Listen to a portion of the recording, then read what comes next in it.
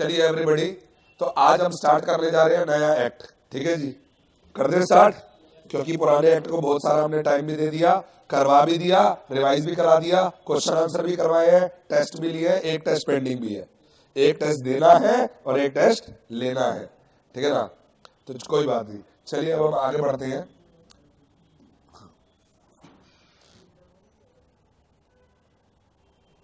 इसको हटा दिया जाए। हाँ, ये सारी पेज करने पड़ेगी ना।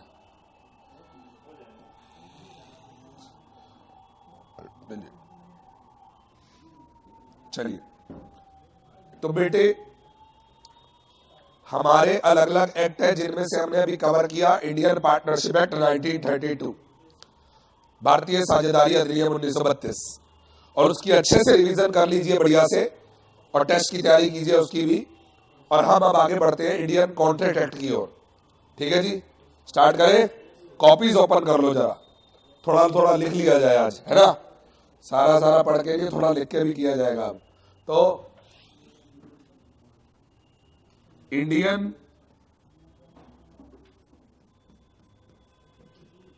कॉन्ट्रैक्ट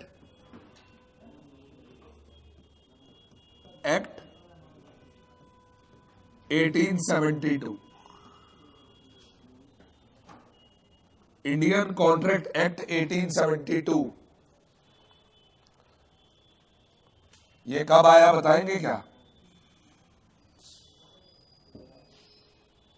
इंडियन कॉन्ट्रैक्ट एक्ट 1872 कब आया? 1 सितंबर 1872।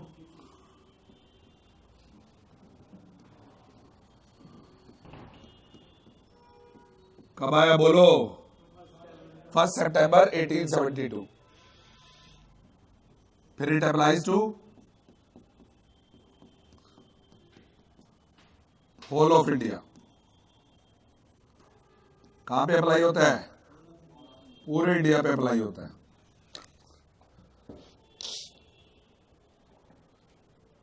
इंडियन कॉन्ट्रैक्ट एक्ट 1872 कब आया बोलो एवरीबॉडी? 1 सितंबर 1872। कब आया बोलो? 1 सितंबर 1872, and it applies to whole of India. ये लगभग आपके कोर्स में 22 नंबर के आसपास कवरेज करता है, ठीक है ना।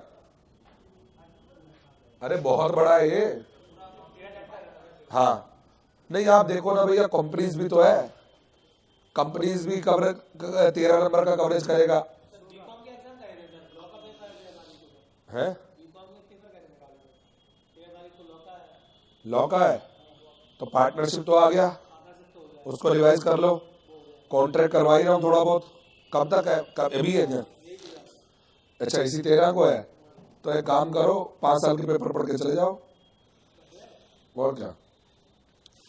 चलिए, तो इंडियन कॉन्ट्रैक्ट एक्ट 1872 कब आया बोलिए एवरीबॉडी? 1 सितंबर 1872। कब आया बोलो एवरीबॉडी? 1 सितंबर 1872। कब आया बोलो? 1 सितंबर 1872। It applies to whole of India. अब इसके अंदर 13 चैप्टर में आपको पढ़ाऊंगा।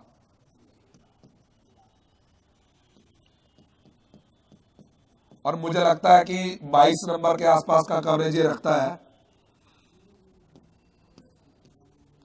ठीक है, क्योंकि नेगोशिएबल भी है आपके इसमें, एलएलपी भी है, कंपनी भी है ना, फिर सोगा भी है। तो 16 नंबर का सोगा भी पूछ लेगा, 16 का पार्टनरशिप हो जाता है, 13 का कंपनी हो रहा था पहले जो चल रहा था, फिर नई चीजें भी डाली है ना, उस हिसाब से लेके चलेंगे। तो मुझे लगता है कि 1/4 पार्ट तो मान लो पूरे लॉ का, क्या बुराई है। चलो 22 भी मान ले, 16 का तो हम कर चुके, 16 22 38, तो लगभग आसपास पहुंच जाएंगे इसको करने के बाद, फिर और आगे बढ़ते चले जाएंगे, ठीक है ना। तो इतना तो आएगा ही आएगा, ये तो वो ट्रेंड है जो चल रहा था, अब आगे बढ़ेगा ही, घटेगा थोड़ी ना। चलिए, तो इसकी शुरुआत करते हैं बेटे, ये कोई दिक्कत तो नहीं है, सबको ओके है। चलिए, तो पहले चैप्टर से हम शुरुआत कर रहे हैं इसकी। ये नोट तो नहीं करना है इसमें से कुछ आपको, ठीक है ना। Chapter number 1, nature of contracts. छोटे छोटे चैप्टर बांट के कराऊंगा, ठीक है। Nature of contracts. Chapter number 1 है बेटे नेचर ऑफ कॉन्ट्रैक्ट्स। क्या बोलो? इसमें कंटेंट लिख लो क्या क्या पढ़ने हैं। पहला पढ़ेंगे डेफिनेशंस। क्या पढ़ेंगे बोलो everybody?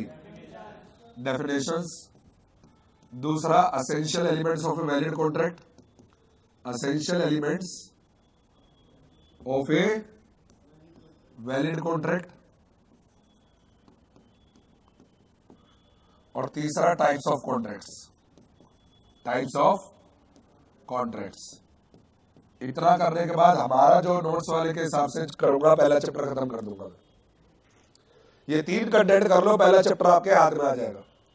Definitions, essential elements of a valid contract and types of contracts. चलिए बहुत ही बढ़िया से करेंगे, बिल्कुल आराम से लेके चलेंगे, एग्जांपल्स के साथ करेंगे बढ़िया से। डन है?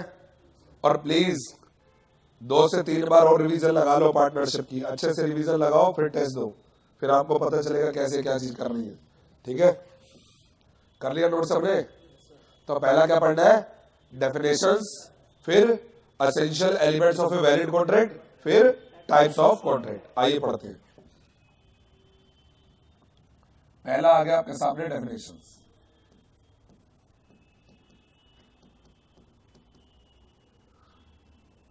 सुनिए, टाइम लगेगा इसमें। एक बात बताओ, सबसे पहली डेफिनेशन आपके सामने किस चीज की आएगी? कॉन्ट्रैक्ट क्या होता है? तो पहली डेफिनेशन आएगी कॉन्ट्रैक्ट। क्या है डेफिनेशन? पढ़ लेंगे, जल्दी नहीं करनी। अभी कॉन्ट्रैक्ट का सेक्शन लिख के छोड़ दो, फिर पहले इस पे चर्चा करते हैं। Section 2 clause H, contract. पहले ये बताइए कॉन्ट्रैक्ट क्या होता है, लेमन भाषा में बताइए। एग्रीमेंट होता है कॉन्ट्रैक्ट का मतलब, जो रिटर्न होता है। अपनी अपनी भाषा है, ओरल भी हो सकता है। अच्छा छोड़ो, हम पहले एक नॉर्मल बंदे को समझा रहे हैं कॉन्ट्रैक्ट क्या होता है, कैसे समझाओगे? एक आम आदमी है जिससे कुछ नहीं पढ़ा लिखा नहीं है, नॉर्मल आदमी है, लेमैन है, गोलगप्पे वाला है, उसे कैसे समझाओगे? वो कहेगा भाई गोलगप्पे फ्री में खा ले, पर अंग्रेजी मत बोल इतनी। ठीक है ना? और किताब बंद करके रखने काम में, किताब बंद करके रख। जैसे गोलगप्पे वाले को सिखाना है, मान लो ये गोलगप्पे वाले भैया है ना, क्या नाम है आपका? अमित गोलगप्पे चाट भंडार, अमित चाट भंडार। तो अरे कोई बात नहीं भाई, बहुत अच्छा कमा लोगे। हाँ, तो हमने कहा देखो भैया ऐसा है, मतलब गोलगप्पे कैसे दिए बताओ भैया, कैसे दिए गोलगप्पे? अरे इतने एक रेडी वाले में गया, 6 और खड़े हो गए, कह रहे नहीं सर हमारे पास आओ, हमारे पास आओ। अरे उससे बात कर लो। हाँ ये कैसे दिए गोलगप्पे? 10 के 6। तो भैया देखो 6 गोलगप्पे खिला दो, खिला दिए। अब मैंने कहा आपने मुझे क्या दिए? गोलगप्पे, और मैंने आपको क्या दिए? 10 रुपए। तो हमारे बीच में कुछ हो गया है। क्या हो गया है? कॉन्ट्रैक्ट हो गया है। और कुछ मत सोचने बैठ जाना। हाँ, तो क्या कहते हैं, हमारे बीच में क्या हो गया? कॉन्ट्रैक्ट हो गया। आपने मुझे गोलगप्पे दिए और मैंने आपको पैसे दे दिए, हमारे बीच में क्या हो गया?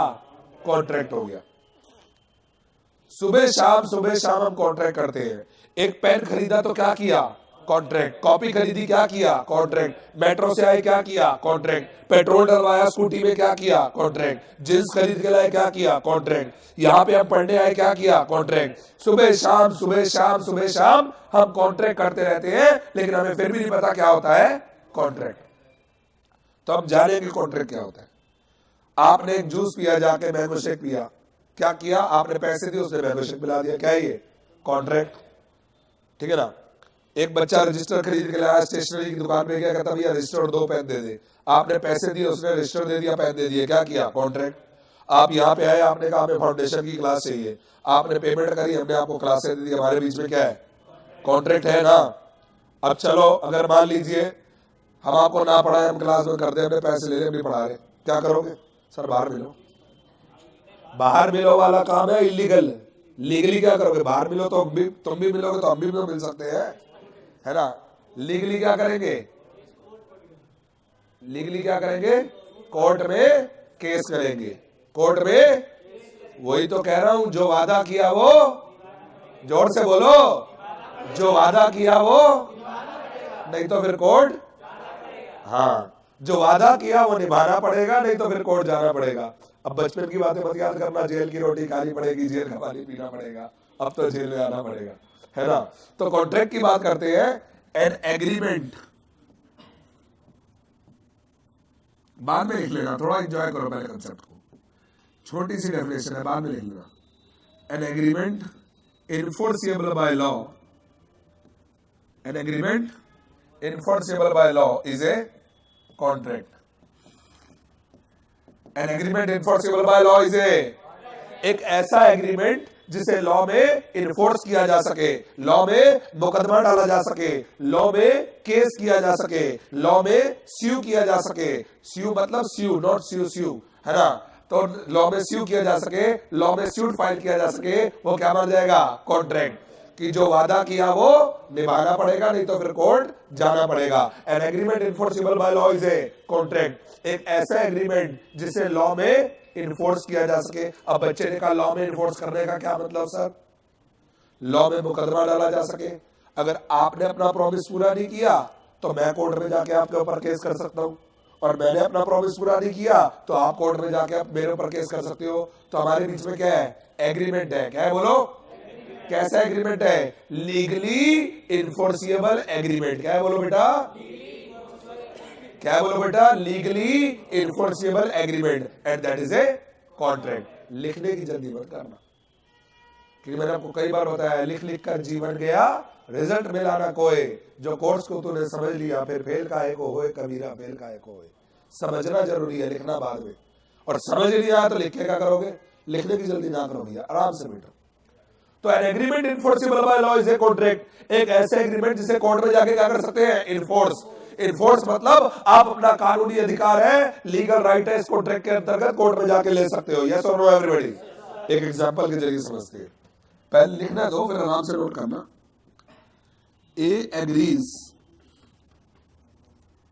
A agrees to sell his car to B. A agrees to sell his car to B for rupees 1 lakh. For rupees 1 lakh. A agree हुआ मैं अपनी कार बेचूंगा B को कितने की? 1 लाख की। In this case, comma, if later on होता है बाद में, if later on, comma, A refuses to deliver the car, A refuses to deliver the car, कल को कार डिलीवर करने से बाद में मना कर दे, ये तो एग्रीमेंट हो रखा है ना। A refuses to deliver the car, तो क्या होगा? B का जाएगा कोर्ट में, B can go to the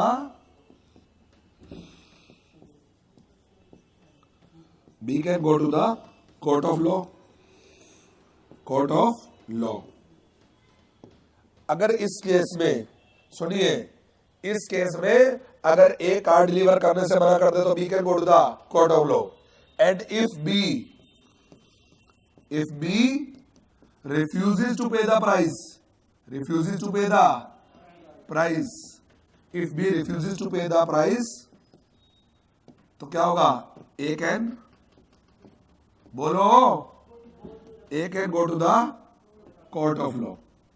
A can go to the court of law. So there is an agreement. There is an agreement between A and B, which is legally enforceable. Which is legally enforceable. There is an agreement between A and B which is legally enforceable. A और B के बीच में agreement है जो कैसा है? And hence it is a contract. क्या कहलाएगा? कॉन्ट्रैक्ट। क्यों कहलाएगा? क्योंकि एग्रीमेंट कैसा है? एग्रीमेंट कैसा है?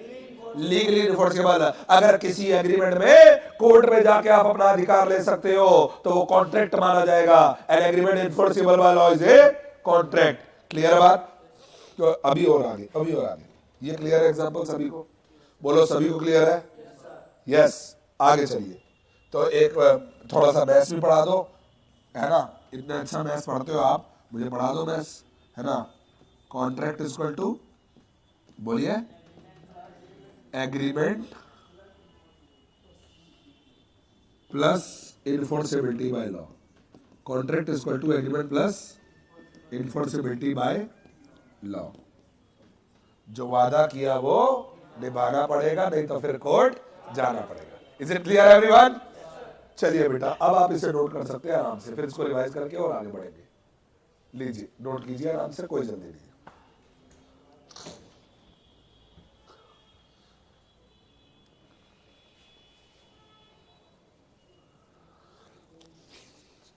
जब इतना नोट कर लो, इससे ये तो कर लिया था, हेडिंग तो नोट कर ली थी।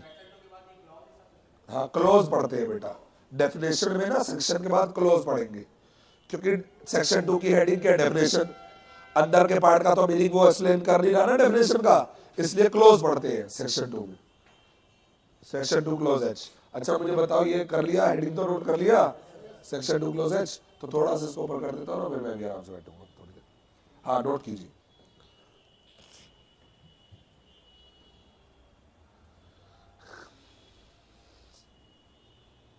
An agreement enforceable by law is a contract.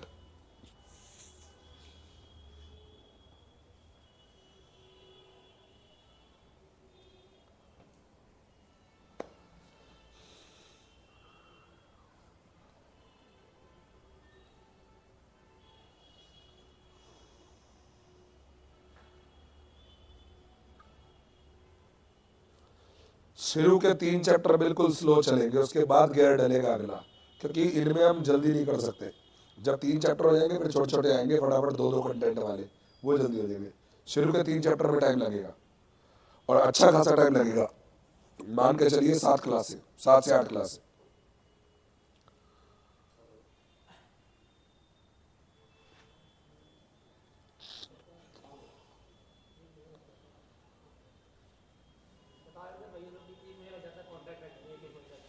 लगेगा भैया, ज्यादा लगेगा बल्कि।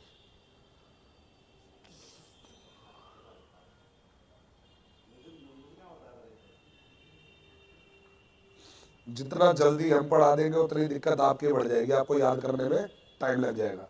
और यहाँ हम थोड़ा टाइम लगा देंगे तो आपको याद करने में आसानी हो जाएगी थोड़ी।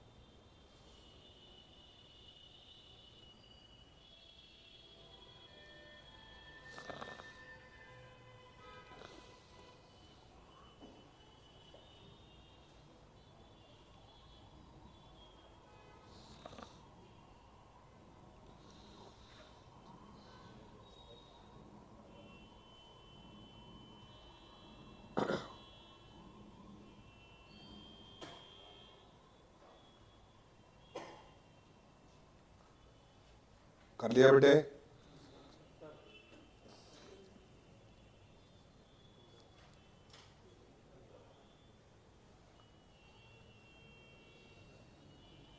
जिन्होंने कर लिया एक बार रीड करो।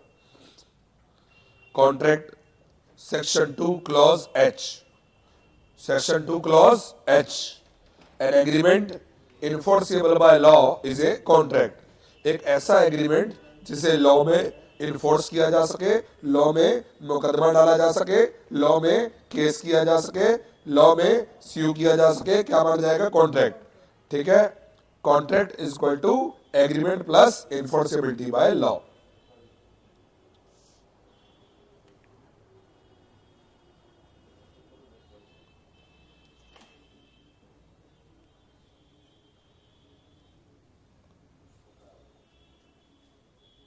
कहने के लिए इतना बड़ा है, या तो एक ही लाइन करनी है, आराम से हो जानी है।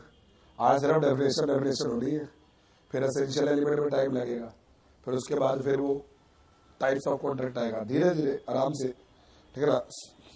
जब 3 चैप्टर निपटेंगे ना, कॉन्ट्रैक्ट निपट जाए, नेचर ऑफ कॉन्ट्रैक्ट, फिर ऑफर एक्सेप्टेंस है, फिर कंसीडरेशन है, जब वो चैप्टर हो जाएंगे ना, उसके बाद फिर तो फटाफट एक एक चैप्टर होते रहेंगे। इसको छोड़ दो, अब जो करा रहा हूँ कराते रहेगा, और बुक में कहूंगा जितना रीड करना कर लेना, वरना ये भी कर जाओगे बहुत है, ठीक है ना, चिंता की बात नहीं। चले आगे, पढ़े आगे, बढ़े आगे एवरीबॉडी। तो अब एक बच्चे ने कहा, मदान सर हमें ये तो क्लियर हो गया कि कॉन्ट्रैक्ट होता है agreement plus enforceability by law, पर हमें कोई ये बता दे कि एग्रीमेंट क्या होता है और एनफोर्सेबिलिटी बाय लॉ क्या होता है, तो हमें और अच्छे से क्लियर हो जाएगा कि कॉन्ट्रैक्ट क्या होता है। तो कौन बताएगा? मैं ही बताऊंगा। सेकंड हेडिंग डालो एग्रीमेंट, सेकंड हेडिंग आ रही है बेटे agreement.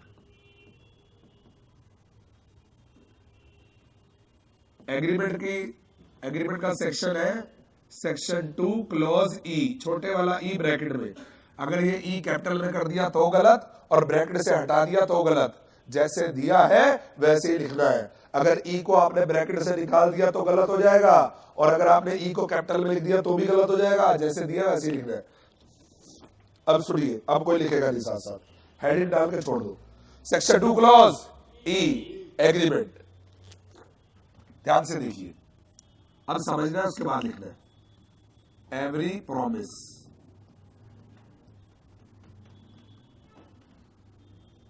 And every set of promises, every promise and every set of promises forming consideration for each other, forming consideration for each other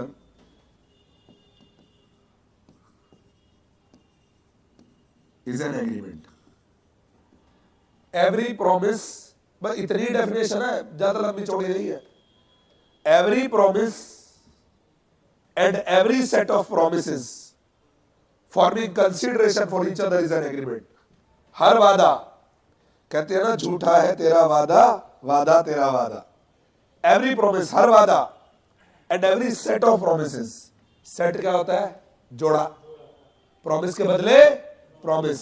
set of promise मतलब एक promise होगा या 2 promise होंगे? 2 promises। और ये 2 promises को क्या बोलते हैं? Reciprocal promises। क्या बोलते हैं? बोलो बेटा। Reciprocal promises। प्रॉमिस के बदले प्रॉमिस, वादे के बदले वादा। अच्छा, एवरी प्रॉमिस। आपने इंस्टीट्यूट को फीस दी, इंस्टीट्यूट ने आपको तभी पढ़ा दिया था क्या? पढ़ाने का वादा किया था। आपकी तरफ से कंसिडरेशन क्या था? फीस। पैसा मत बोलो भैया, फीस। पैसा मत बोलो, फीस। आपकी तरफ से कंसिडरेशन क्या था? फीस। और हमारी तरफ से कंसिडरेशन क्या था? वादा। प्रॉमिस किया था हमने कि हम आपको पढ़ाएंगे, और आज हम वो वादा निभाने आए हैं यहाँ पे। और ये वादा तब तक निभाएंगे जब तक आपको इंटर में नहीं पहुंचा देंगे, और पहुंचोगे आप सब लोग। मेहनत करिए बस। तो हर वादा, एवरी प्रॉमिस। भाई प्रॉमिस कैसे? आपने फीस दी, आपने तो कोई वादा नहीं किया, फीस दी, वादा हमने किया तो हम अपना वादा निभा रहे हैं।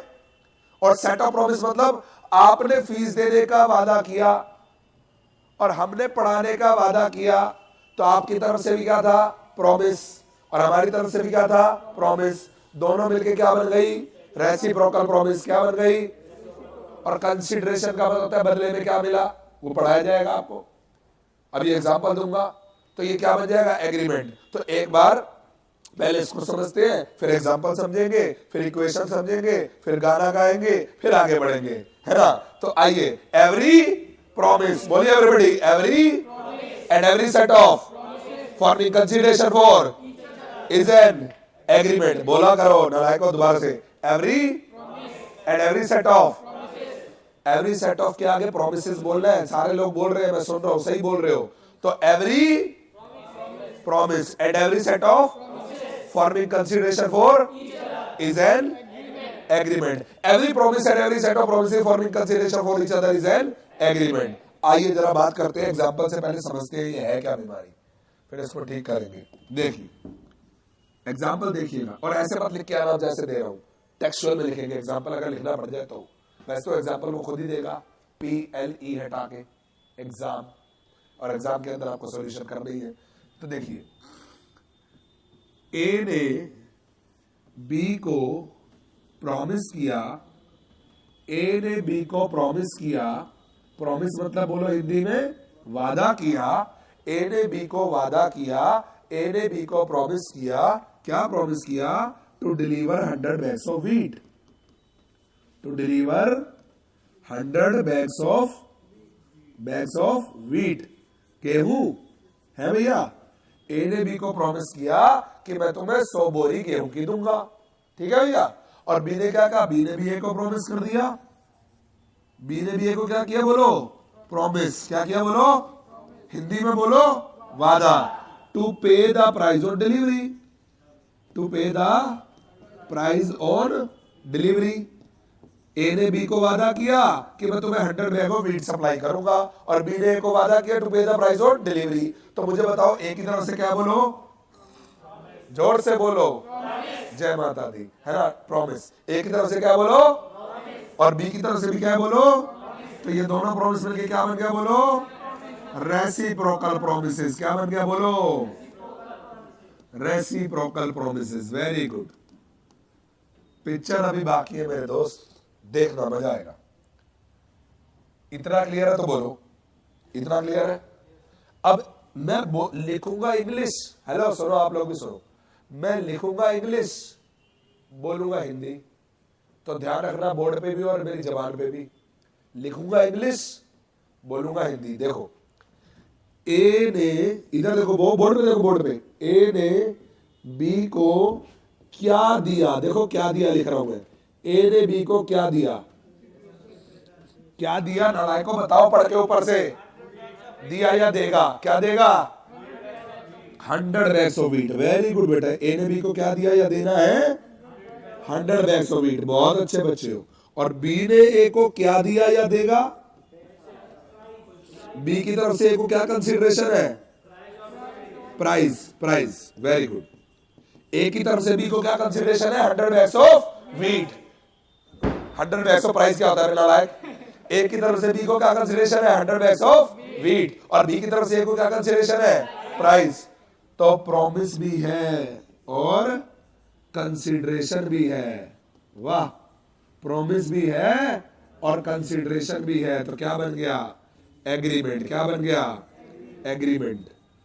प्रॉमिस भी है ना, प्रॉमिस बोलो यस और नो एवरीबॉडी, प्रॉमिस भी है और कंसीडरेशन भी है, तो क्या बन गया, एग्रीमेंट। वो कहते हैं ना उसने सिग्नल देखा ना हमने सिग्नल देखा, एग्रीमेंट हो गया रब्बा रब्बा, परमानेंट हो गया रब्बा रब्बा। एक्सीडेंट का एग्रीमेंट बना दिया ना, थोड़ा तो चेंज होना चाहिए। तो फटाफट से क्वेश्चन बता दीजिए सभी लोग मुझे, बढ़िया सी, इतने प्यारे प्यारे बच्चे हैं, जल्दी से बताओ। मैथ्स तो आप बहुत अच्छा पढ़ते हो, तो बता दो एग्रीमेंट इज इक्वल टू, अरे और नालायक और रेसिप्रोकल बोलना जरूरी है, खाली प्रॉमिस नहीं हो सकता क्या, फिर बोलो promise plus consideration, agreement is equal to promise plus स्वाहा, फिनिश, डन डन डन, है ना। Is it clear everyone.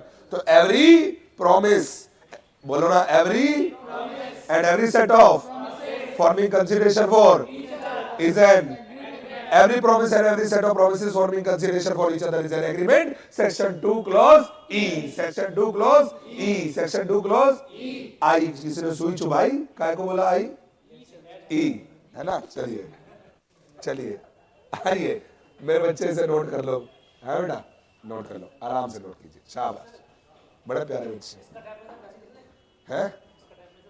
लिखना सब कुछ ऐसे ही है, ठीक है, लिखना सब कुछ ऐसे ही है, और कैसे लिख के आना एग्जाम में वो अलग से है, वो बुक में प्रिंटेड भी दे रखा है। चलिए, हाँ बेटे,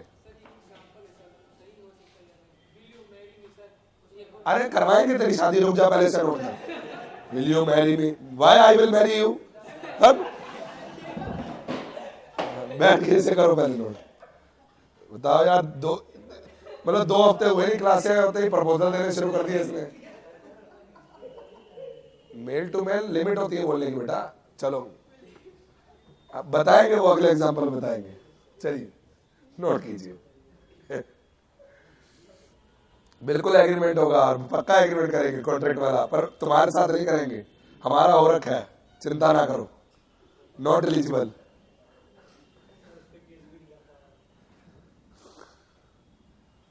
तू नालायक, केस कराने पे क्यों तुला, नोट कर, शाबाश।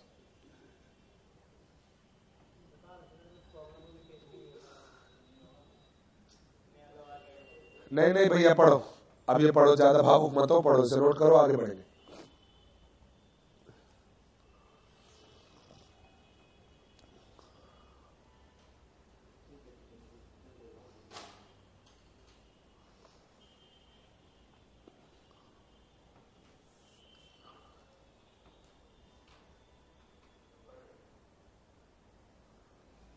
यहाँ ऊपर नीचे करवाते रहते हो यार तुम, इसे फटाफट नोट करो। कर लिया नोट, बाकियों को करने दो।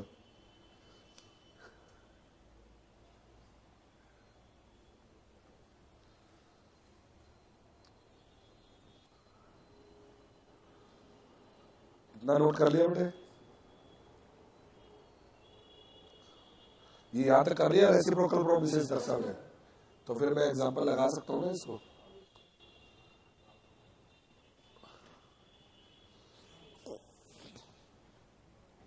नहीं लिखा तो वापस कर देता हूँ उसमें। अच्छा चलिए।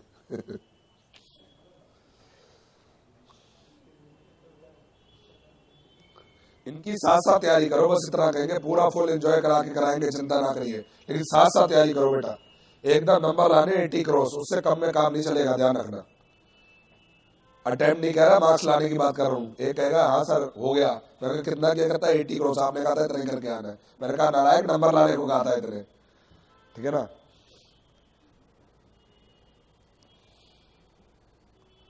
अभी एक बच्चा लाया है सीए इंटर में 90 मार्क्स लॉ में, अभी हम वही देख रहे थे, 90 नंबर लॉ में भाई साहब, 94 ऑडिट में। ऐसे ऐसे नंबर बच्चे लाते हैं थ्योरी पेपर में, तो ये मत कहो थ्योरी में नंबर नहीं मिलते, बिल्कुल मिलते हैं, बस आपको तरीका सीखना पड़ेगा। केस स्टडी की खूब प्रैक्टिस करो, लिख लिख के, मैं जिम्मेदारी के साथ कह रहा हूँ कि बहुत बढ़िया मार्क्स आएंगे। केस स्टडी की प्रैक्टिस करो जितना हो सके, लिख लिख के एक रजिस्टर बनाओ उसका प्रॉपर, बताया ही था आपको मैंने, नोट्स का रजिस्टर अलग बनाओ और केस स्टडी का रजिस्टर अलग बनाओ।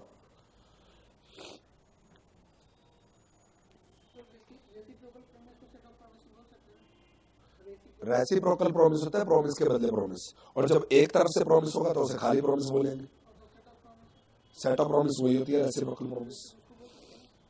जैसे सेट ऑफ शूज पहने, दो पहने हैं ना जोड़ा, वैसे set of promise, set of promises. Note कीजिए, शाबाश, ये कंसीडरेशन है बेटे, ध्यान रखना।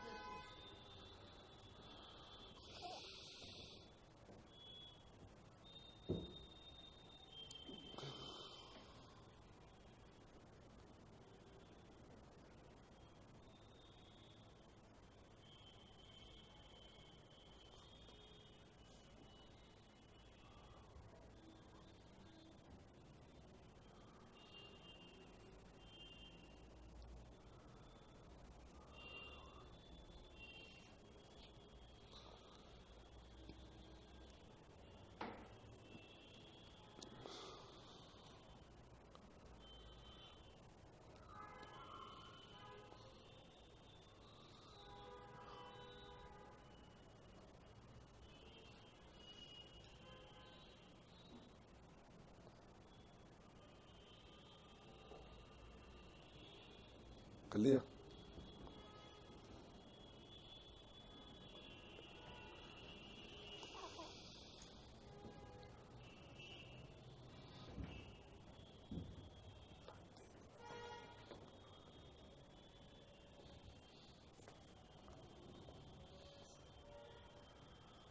कर लिया बेटा नोट। इन नोट्स को बार बार पढ़ो, बिल्कुल एकदम ऐसी याद करनी है चीजें। एग्जाम्पल तो ध्यान में रह जाएगा, पढ़ना क्या है, एक एक डेफिनेशन ही तो है, ये नीचे वही रिपीट है। डेफिनेशन 2 लाइनें पढ़ी हमने अभी तक, देखो ज्यादा थोड़ी पढ़ी है। एग्जाम्पल वो खुद ही देता है, वो कहता है डिसीजन बताओ इसमें क्या करेंगे क्या नहीं, केस स्टडी बना के देता है ना वो, चिंता ना करो। लैंग्वेज लॉ की याद करनी होगी। कर लिया बेटे नोट्स हमने, शुड आई मूव ऑन? और किसी ने ना किया रोक दिया करो, सर रुक जाओ, कोई जल्दी नहीं है मुझे, ये मत सोचना बाकियों ने कर लिया तो मैं बाद में नोट कर लूंगा, चलो सर, ऐसे मत करना। नहीं किया रोक दो, मैं 1 मिनट रुक जाऊंगा, मुझे कोई जल्दी नहीं। आगे बढ़े बेटा। चलिए थर्ड डेफिनेशन आती है, बाद की बात करते हैं, पहले सुनते हैं।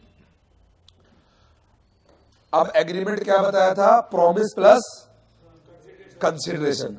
तो अब हमें कोई ये बता दे प्रॉमिस क्या होता है और कंसिडरेशन क्या होता है, तो हमें ये भी क्लियर हो जाएगा कि एग्रीमेंट क्या होता है। तो अब क्या पढ़ने जा रहे हैं हम? Promise. Promise section 2 clause B. Section 2 clause B. भाई इतना लिख के छोड़ दो, फोकस करो बोर्ड पे। सेक्शन 2 क्लॉज बी, प्रॉमिस का section 2 clause B. A proposal when accepted becomes a promise. A proposal when accepted becomes a promise. एक प्रपोजल मतलब ऑफर जब स्वीकार कर लिया जाता है तो वो क्या बन जाता है? प्रॉमिस। ए प्रपोजल, बोलो ना, ए proposal when accepted become a promise. एक ऑफर जब एक्सेप्ट कर लिया जाता है तो क्या बन जाता है? प्रॉमिस। आप आए नीचे काउंटर पे, आपने कहा सर हमारे को क्लास लेनी है किस चीज की? सीए फाउंडेशन की। हमने आपको बताया, आपने प्रपोजल दिया, हमने एक्सेप्ट कर लिया, तो हमारे बीच में क्या बन गया? प्रॉमिस। क्या बन गया? प्रॉमिस।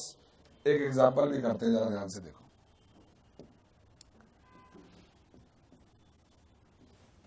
ए ने बी को प्रपोजल दिया।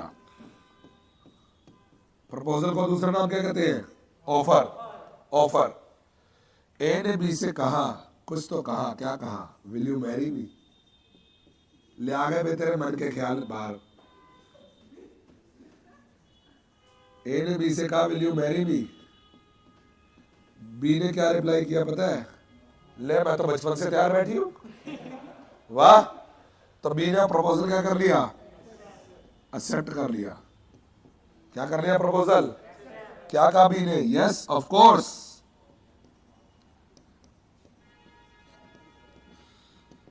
हाँ मैं शादी करूंगी, यस ऑफ कोर्स। तो there is a promise between A and B. There is a promise between A and B.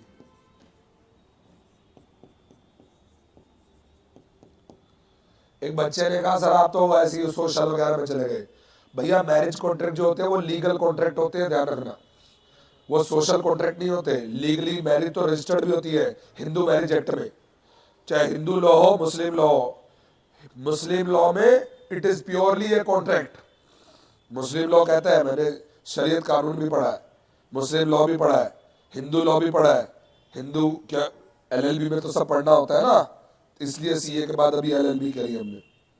तो हिंदू लॉ कहता है it is a contract as well as sacrament. Contract मतलब कॉन्ट्रैक्ट तो ये है ही, साथ में सैक्रामेंट एक पवित्र बंधन है। और मुस्लिम लॉ कहता है it is purely a contract. तो कॉन्ट्रैक्ट तो हर जगह है। तो कोई कहे मैरिज कॉन्ट्रैक्ट नहीं होता तो फिर केस कैसे डलते हैं? डलते हैं ना केस कोर्ट में। तो मैरिज का भी कॉन्ट्रैक्ट वैलिड कॉन्ट्रैक्ट होता है। तो ए और बी के बीच में क्या हो गया? प्रॉमिस। क्या हो गया बोलो? प्रॉमिस। ए ने बी को ऑफर दिया will you marry me? B ने कहा यस आई विल। तो क्या होगा? There is a promise between A and B. तो फटाफट से बता दो। अब मैं नया पेज नहीं खोलना चाहता इसके लिए। Promise is equal to offer plus acceptance. A proposal when accepted become a promise. A proposal when accepted become a promise. तो अगर कोई कहे एग्रीमेंट क्या होता है तो agreement is an accepted proposal. Agreement is an, क्योंकि उसमें प्रॉमिस भी होता है, कंसिडरेशन भी होता है। ये क्लियर हो गया? तो प्रॉमिस का सेक्शन बोलो, section 2 clause B. Section 2 clause B. Section 2 clause B. Section 2 clause B. Section 2 clause A proposal when accepted become a promise. तो promise is equal to offer plus acceptance. Example समेत note कर लीजिए। हरे Krishna.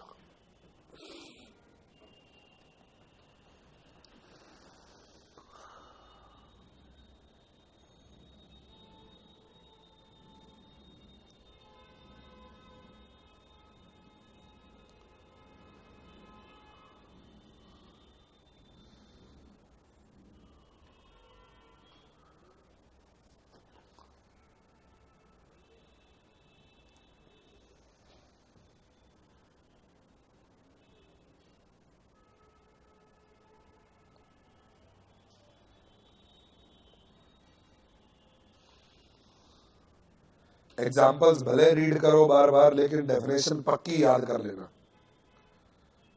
Contract की definition याद करो, agreement की याद करो, प्रॉमिस की याद करो, फिर बाकी भी कराएंगे वो याद करो।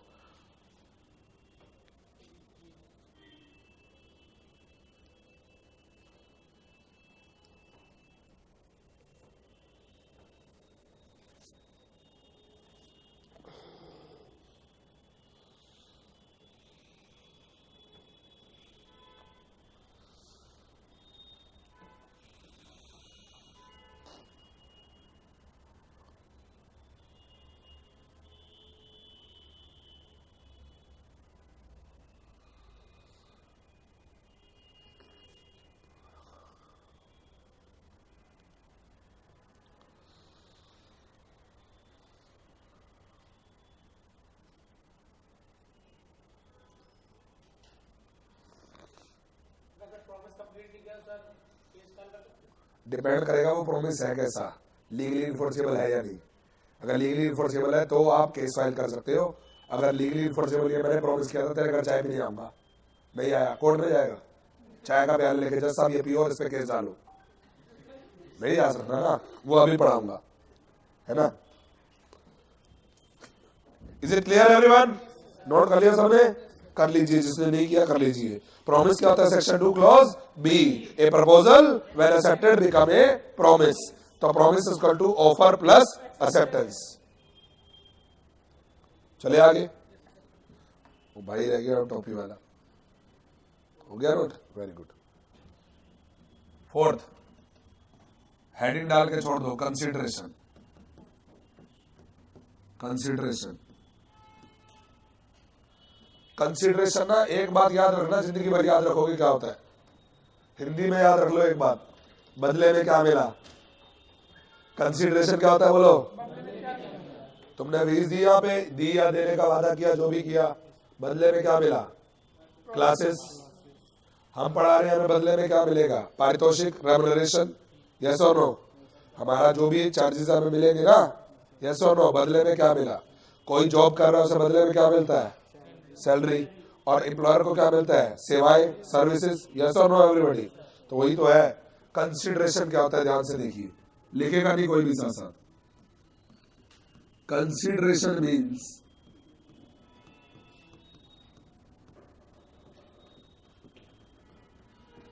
Give and take relationship. Consideration means give and take relationship between the parties. अभी मैं डेफिनेशन, अरे रे रे रे कहता सर सेक्शन नहीं है इसका, तो मैं कौन सा अभी इसकी डेफिनेशन बता रहा हूं, अभी सिर्फ मीनिंग बता रहा हूं। डेफिनेशन बताऊंगा चैप्टर 3 में जाके, अभी बताऊंगा तो समस्या हो जाएगी आपके लिए, एकदम टेक्निकल में चले जाओगे। सेक्शन 2 क्लॉज डी में डेफिनेशन है, whenever the desire of the promiser, the promisee or any other person has done or abstained from doing or does or abstains from doing or promised to do or to abstain from doing something, such act or abstinence or promise is called consideration for the promise। अभी पढ़ा दो या बाद में पढ़ाएं? फिर बाद में ही पढ़ लेंगे, अभी मीनिंग समझ लेते हैं, है ना। तो consideration means give and take relationship between the party. साथ साथ मत लिखना। लेटिन वर्ड क्या कहा गया? इसका लेटिन वर्ड है क्विड प्रो क्यू। क्विड बोलो, Kwid pro quo. Quid pro क्यो, that is something in return. Something in return, कुछ वापसी में मिलना जरूरी है, ठीक है ना। अगर हमने आपसे फीस ली है, अगर हमने आपसे फीस ली है तो आपको भी कुछ वापसी में मिलना जरूरी है। अगर हम आपको पढ़ा रहे हैं तो हमें भी कुछ वापसी में मिलना जरूरी है, यस और नो। और हमने आपसे फीस ली तो आपको भी कुछ वापसी में मिलना जरूरी है। अब पता चला एक बच्चा बोर्ड उतार के लेकर कह रहा आपने कहा था वापसी में मिलना जरूरी है, भैया स्क्रीन पर तो उतार के ले जाना, पढ़ाई, ठीक है ना। तो कंसीडरेशन मींस क्या होगा बोलो? Give and take relationship. बोलो everybody, give and take, give and take between the parties. Parties के बीच में गिव एंड टेक रिलेशनशिप। जैसे क्या कहा गया? Quid pro Q, something in return, कुछ वापसी में मिलना जरूरी है। एक एग्जांपल करते हैं। A sold his bike. A sold his bike to B for rupees 20,000. ए ने बी को अपनी बाइक बेची 20,000 रुपए की। इन दिस केस ए ने बी को क्या दिया बोलो? बाइक दी है। In this case bike is the consideration, bike is the consideration from A to B, bike is the consideration from A to B, and price is the consideration, price is the consideration from B to A.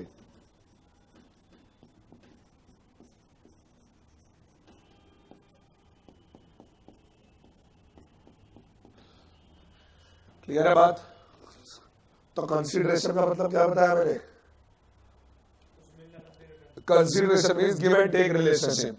यदि मैं आपको कुछ दे रहा हूं, बदले में आपसे भी मुझे कुछ मिलना चाहिए। यदि मैंने कुछ आपके लिए सेक्रीफाइस किया है, मुझे भी बदले में कुछ बेनिफिट होना चाहिए, बेनिफिट ऑफ सेक्रीफाइस। तो क्या कहते हैं?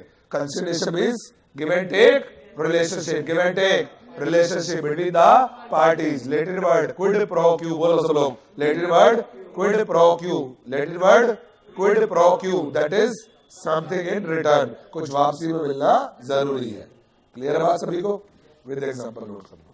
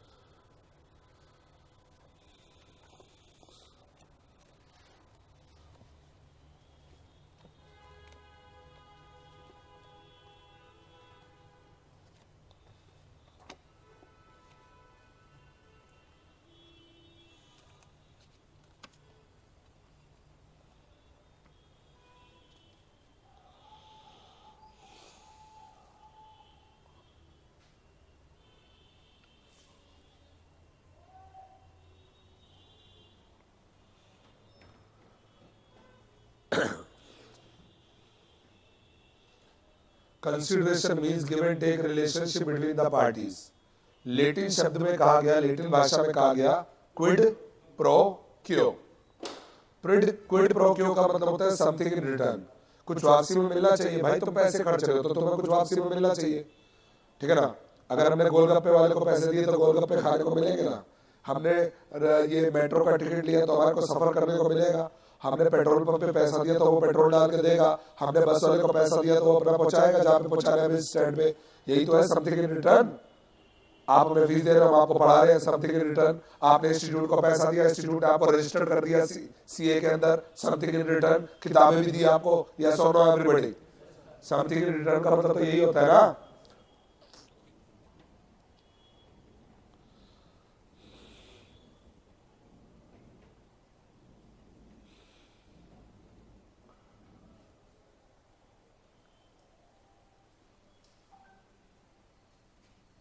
मजा आ रहा पढ़ने का? एकदम लॉ फुल इंटरेस्टिंग बना देंगे, बस याद करो, ठीक है ना?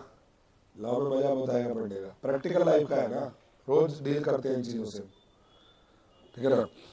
नीचे जाते ही जरा सा कुछ खरीदने में लगे, कॉन्ट्रैक्ट स्टार्ट हो जाएंगे तुम्हारे, ठीक है ना? ये आपके अधिकार बताने के लिए लो। आप पार्टनरशिप के आपके क्या अधिकार थे, ट्रांसफर होते तो क्या अधिकार थे, हर चीज के अधिकार बताने के लिए आपको लिए। अब यहाँ आपको बता रहे हैं आपका कॉन्ट्रैक्ट में करते हो किसी से तो क्या राइट है।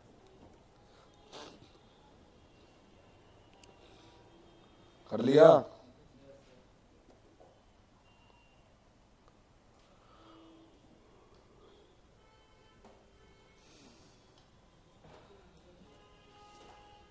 चलिए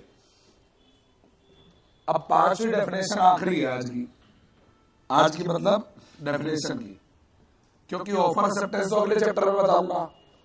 अब promise equal to offer plus acceptance होता है, तो कोई हमें बता दे ऑफर क्या होती है, एक्सेप्टेंस क्या होती है, तो हमें प्रॉमिस भी क्लियर हो जाएगा।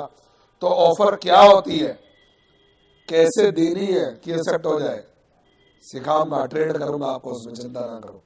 और एक्सेप्टेंस देना भी सिखाएंगे।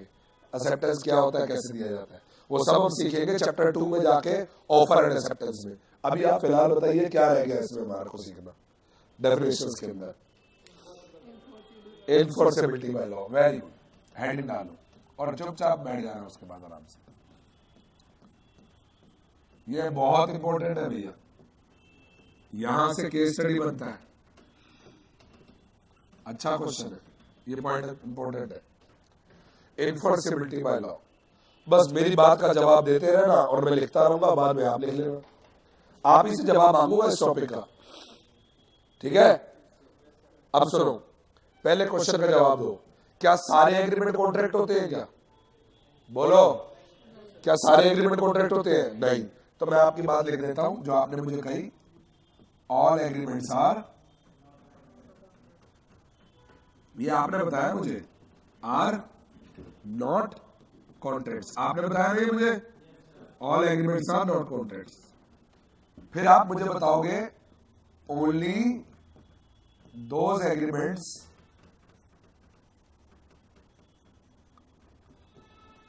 Are contracts which are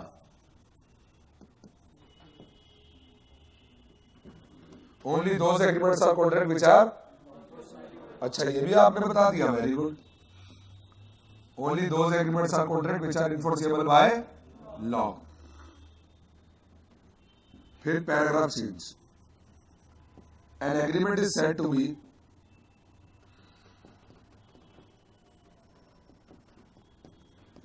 enforceable by law. An agreement is said to be enforceable by law if it creates legal obligation. If it creates legal obligation on the part of parties. An agreement is said to be enforceable by law if it create legal obligation on the part of parties, जो parties के part पे legal obligation create करता हो। फिर एक line छोड़ के, agreements of social, moral और domestic nature, agreements of social, moral और domestic nature cannot become contracts, cannot become contracts because the intention of the parties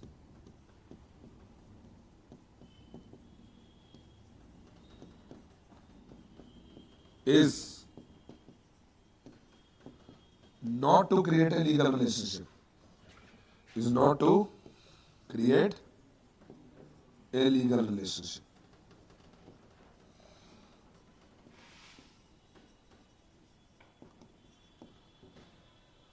सारे एग्रीमेंट कॉन्ट्रैक्ट नहीं होते, केवल वो एग्रीमेंट कॉन्ट्रैक्ट होते हैं which are enforceable by law. फिर an agreement is said to be enforceable by law which create legal obligation on the part of parties. Agreement of social, moral or domestic nature cannot become contract because the intention of the party is not to create a legal relationship. ठीक है ना? अच्छा एक बात बताओ, क्या नाम है अपना? वैभव। वैभव ने अपने सारे दोस्तों को इनवाइट किया अपनी बर्थडे पार्टी में, आप सबको इनवाइट किया अपने बर्थडे पार्टी में, और इसने पूरा लेविश डिनर का अरेंजमेंट किया, बर्थडे केक, बढ़िया डिनर, और आप में से कोई भी नहीं पहुंचा, तो इसका तो पैसा सारा वेस्ट हो गया, है ना? ना दोस्त आए, ना कुछ खाना भी वेस्ट किया, सब कुछ, ठीक है ना? तो बुरा तो लगेगा। अब बुरा लगेगा तो क्या होगा, कोर्ट जा सकता है। अगले दिन कोर्ट चला गया जज साहब के पास, जज साहब दुहाई है, ये देखो शाही पनीर, दाल, मखनी सब कुछ ले गया, कहता है जज साहब मुझे इंसाफ चाहिए, इन लोगों ने मेरा इतना खर्चा करा दिया है मेरी पार्टी में, क्या कोर्ट में जा सकता है? जज साहब इसको बोलेंगे वैभव लड़ाई माफ करो और घर जाओ। जज साहब कहेंगे तो यहाँ पे सोशल एग्रीमेंट है, क्या है बोलो, यहाँ पे इंटेंशन लीगल रिलेशनशिप का नहीं है, ठीक है ना? Hence it is not enforceable in the court of law. Clear बात? एग्जांपल नंबर 2, एक फादर ने अपने बेटे से कहा बेटा सीए में रैंक लेके आ, तुझे 1 लाख रुपए दूंगा। बच्चे ने बहुत मेहनत करी, सीए में रैंक ले आया, पिताजी को कहता पिताजी मैं रैंक ले आया, पापा कहते शाबाश बेटा जुग जुग जियो, है ना, खूब तरक्की करो। कहता तरक्की तो करूंगा, 1 लाख तो दे दो। कहते बेटा अब तो सीए बन गया, कमा और खा। बच्चा नाराज हो गया, कोर्ट चला गया। क्या कोर्ट में जाकर रिकवर कर सकता है 1 लाख? कोर्ट ने कहा ये डोमेस्टिक नेचर का है, फादर का इंटेंशन लीगल रिलेशनशिप का नहीं था, तो आप कोई अमाउंट रिकवर नहीं कर सकते, ठीक है ना। एक हस्बैंड ने अपनी वाइफ से प्रॉमिस किया उसके बर्थडे के दिन की मैं तेरे को एक साड़ी दिला के दूंगा। अब बाद में उसका हार्ट टाइट हो गया, साड़ी दिला नहीं पाया। तो पहले तो चिमटे बेलन से लड़की स्वागत किया उसकी बीवी ने, उसके बाद कोर्ट ले गई और कहती है जज साहब देखो कितने गंदे पति है, साड़ी नहीं दिला के देते। तो जज साहब कहते मैं थोड़ी दिलाऊंगा, मैं तो अपनी बीवी को दिलाऊंगा, ठीक है ना, मेरे पास क्यों आए हो? तो वो कहती है इनको कहो साड़ी दिला के दे। तो बताओ क्या कोर्ट में जाके साड़ी ले सकती है वो? क्योंकि ये डोमेस्टिक नेचर का है। सोशल नेचर मत बोलो, wife is a domestic element, not a social element.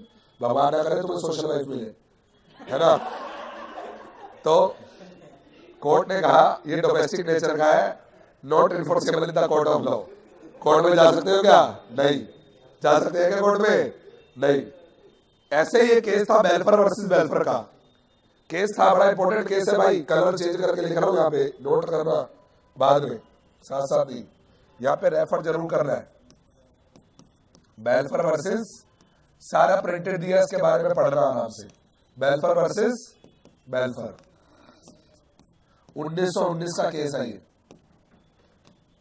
एक हस्बैंड, 2 एग्जांपल और दूंगा, इसके बाद एक और एग्जांपल दूंगा इसके ऊपर। हाँ, एक हस्बैंड जब अब्रॉड जा रहा था, एक हस्बैंड जब विदेश जा रहा था, तो उसने अपनी वाइफ को प्रॉमिस किया मैं तुझे मंथली अलाउंस भेजता रहूंगा। एक हस्बैंड जब अब्रॉड जा रहा था, उसने अपनी वाइफ को प्रॉमिस किया मैं तुझे मंथली अलाउंस भेजता रहूंगा। पर विदेश जाने के बाद उसने मंथली अलाउंस नहीं भेजा। जब विदेश से वापस आया, पहले तो चिमटे बेलन से स्वागत हुआ, फिर उसकी पत्नी पीट पीट के उसे कोर्ट ले गई और जज साहब को कहा जज साहब देखो कितने गंदे पति है, इन्होंने कहा था प्रॉमिस किया था अलाउंस देंगे पर इन्होंने दिया नहीं। तो जज साहब ने कहा लड़ाई माफ करो और घर जाओ। जज साहब ने कहा this is purely of domestic nature agreement, the intention of the husband was not to create the legal relationship with the wife. Husband का इरादा वाइफ के साथ लीगल रिलेशनशिप क्रिएट करने का नहीं था। The court dismiss the case on this ground. ये case था बेलफर वर्सेस बेलफर, ठीक है भाई साहब। आपके मन में लड्डू बड़ा फूटता है शादी का, तो इनकी शादी हो रही थी पहली बार, वो भी लड़की से। अरे बताना पड़ता है आजकल भाई, कुछ भी चला है, उसका तो इरादा कुछ और ही था, ठीक है ना। तो इसकी शादी हो रही थी पहली बार लड़की से। क्या नाम हो गया? शशि। वो सामने वाले तेरे को लड़की समझ के शादी कर ले शशि के नाम से। मेरी शादी शशि से हो रही है, गूगल पे आएगी शशि। नहीं, शशि लड़का लड़की दोनों में नाम चल जाता है वैसे, है ना। खैर एनीवेज, शशि कपूर भी तो नाम था, इतने बड़े लीजेंड हीरो रह चुके हैं, है ना भाई। खैर एनीवेज, तो शशि की शादी हुई थी पहली बार। आप सबको भी बुलाया, ठीक है ना, आप सबको बुलाया, पंडित बुक किया, घोड़ी वाला बुक किया, है ना, घोड़ी पे बैठ के जाएगा शादी करने। तो आप में से कोई भी नहीं आया, तो क्या कोर्ट में केस डाल सकता है इनके ऊपर? नहीं डाल सकता। घोड़ी वाला भी भाग गया, अब पता चला साइकिल पे बैठ के जा रहा है दुल्हनिया में आने के लिए। अब घोड़ी वाले पे केस डाल सकता है? नहीं डाल सकता, क्योंकि घोड़ी बुक कराई थी, कॉन्ट्रैक्ट था उसके साथ। इनके साथ तो सोशल एग्रीमेंट था, उसके साथ तो कॉन्ट्रैक्ट था, बुकिंग करा के आए थे। घोड़ी ने शादी किससे करेगा, मतलब कैसे करेगा, किससे नहीं कैसे करेगा, जाएगा बैठ के। तो घोड़ी वाला भी भाग गया, तो क्या उस पर केस डाल सकता है? नहीं डाल सकता, डाल सकता है। पंडित भी भाग गया, पंडित पे केस डाल सकता है? नहीं डाल सकता, बोलो। पंडित को बुक करा भाई शादी के लिए, भाग गया तो केस डाल सकते हो ना। लड़की भी भाग गई बगल वाले के साथ, बताओ केस डाल सकते? नहीं डाल सकते, बिल्कुल केस डाल सकता है। मैरिज कॉन्ट्रैक्ट और वैलिड कॉन्ट्रैक्ट, पर हम लोग नहीं आए तो केस नहीं डाल सकता। अब लड़की भाग गई उसके साथ तो केस डाल सकता है, बिल्कुल डाल सकता है। तो कौन सा लीगल है, जो लीगली इन्फोर्सेबल है, वही केस डाल सकते हो। जो सोशल नेचर का है, अब बताओ किसी ने चाय पे बुलाया, किसी बच्चे के पेरेंट्स ने कहा सर, अब जैसे वो लड़की पास हुई है, उसके पापा कह रहे हैं आना आपको चाय पानी पिलाएंगे, मिठाई भी देंगे। अब उसके पापा ने बुलाया, मैंने कहा जो तो क्या केस डालेंगे मेरे ऊपर? हाँ, अगर उन्होंने पढ़ाने के लिए मुझे बुलाया होता और उन्होंने को फीस दी होती, फिर मैं न जाता तो गलत होता, यस और नो। पर अगर वो बच्ची पास हो गई है, सीए फाइनल में आ गई है, अब उसके पापा कह रहे हैं आप आइए मदान सर, हम आपको मतलब बच्ची को भी आप आशीर्वाद दो, आप आओ जरा, आपके साथ पार्टी वार्टी करेंगे और आपको जो भी है अपना आगे के लिए बात भी करनी है। अब मैं ना जो तो क्या वो केस डाल सकते हैं? नहीं, क्योंकि ये सोशल नेचर का है। क्लियर बात? तो जो एग्रीमेंट सामाजिक नेचर के होते हैं, नैतिक नेचर के होते हैं, घरेलू नेचर के होते हैं, उन्हें कोर्ट में नहीं लेके जाया जा सकता, क्योंकि वहां पे पार्टी का नाता लीगल रिलेशनशिप क्रिएट करने का नहीं होता। और एक चीज और समझो, दो सगे भाइयों में प्रॉपर्टी का बंटवारा हो रहा है, कौन सा एग्रीमेंट है, सोशल, डोमेस्टिक या लीगल? दो सगे भाइयों में प्रॉपर्टी का बंटवारा हो रहा है, लीगल, ठीक है ना? एक हस्बैंड वाइफ है, दोनों ने पार्टनरशिप करके फर्म चला रहे हैं, कौन सा रिलेशनशिप है? लीगल। लॉ रिलेशन नहीं देखता, बड़े ध्यान से सुनना आप लोग भी, लॉ रिलेशन नहीं देखता, लॉ क्या देखता है? इंटेंशन। क्या देखता है? अगर इंटेंशन लीगल रिलेशनशिप का है तो दो सगे भाइयों में भी कॉन्ट्रैक्ट हो सकता है। अगर इंटेंशन लीगल रिलेशनशिप का है तो हस्बैंड वाइफ में भी कॉन्ट्रैक्ट हो सकता है। अगर इंटेंशन लीगल रिलेशनशिप का है तो बाप बेटे में भी कॉन्ट्रैक्ट हो सकता है। यस और नो एवरीबॉडी? कोर्ट रिलेशन नहीं देखता, कोर्ट क्या देखता है? इंटेंशन। क्या देखता है? इंटेंशन क्या होना चाहिए? To create legal relationship. Done it? Note कीजिए इसको।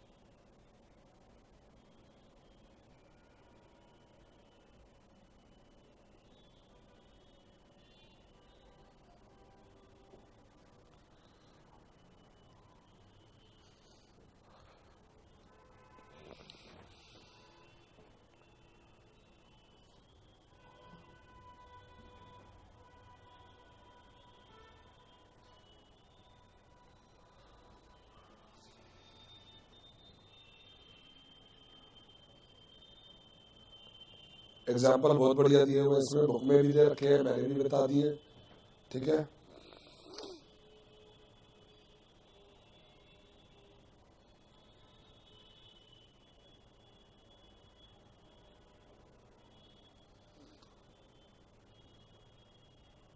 अच्छा, हम आपको पढ़ा रहे हैं, हमारा आपका रिलेशनशिप कैसा है? सोशल है या लीगल है? लीगल है, क्योंकि नहीं पढ़ा है तो आप कोर्ट में जाके अपना अधिकार ले सकते हो, है ना? बस ये देखना है हमारे को कि किस केस में हम कोर्ट में जा पा रहे हैं, किस में नहीं जा पा रहे। जिसमें जा पा रहे हैं वही लीगली इन्फोर्सेबल है, ठीक है ना?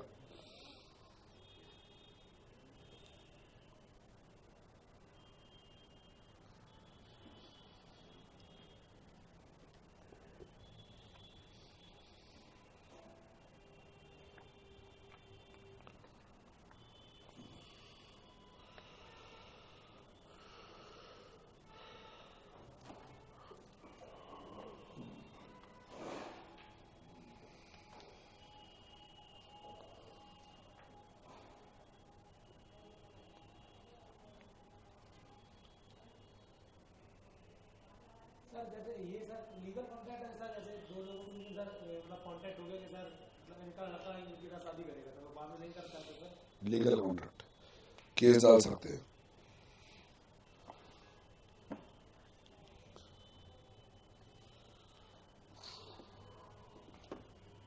तुम्हारी है, चले आगे, ओके है? कर लिया नोट? कर लो, जिसने नहीं किया कर लो। केस है, केस कोर्ट का केस है, दिया प्रिंटेड में, कोई दिक्कत नहीं आएगा आगे। ये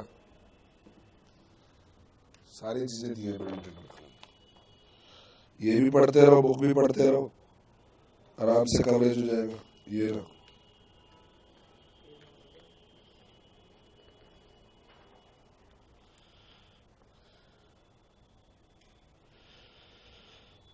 अभी दिखाते हैं।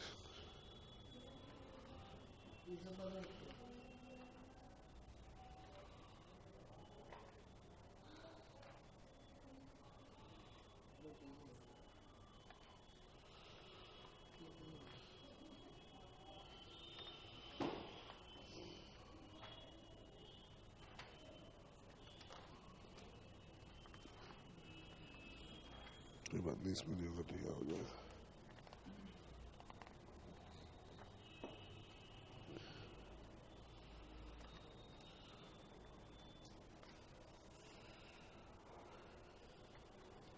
कर लिया बेटे, नोट कर लिया सबने?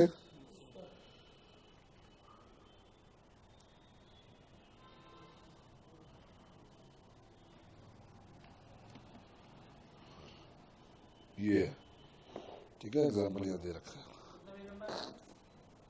पेज नंबर 4 पे, 4th पॉइंट में एग्जाम्पल दे रखा है, कंक्लूजन के 4th पॉइंट में।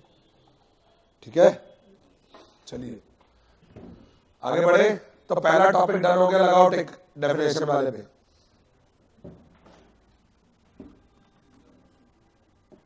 Second, essential elements of a valid contract.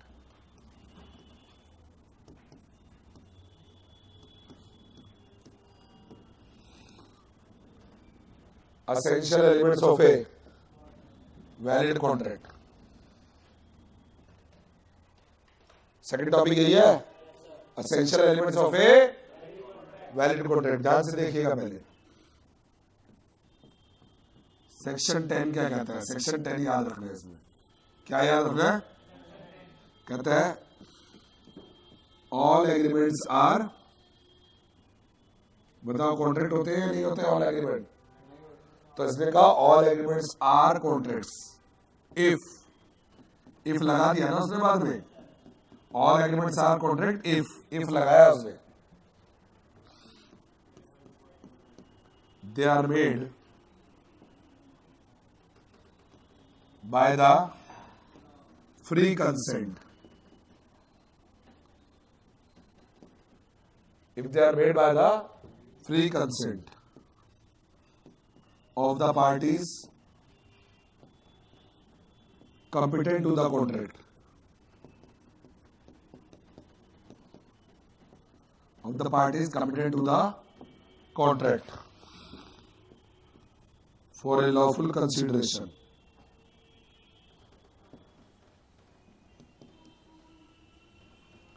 लिख लो इसे, and with a lawful object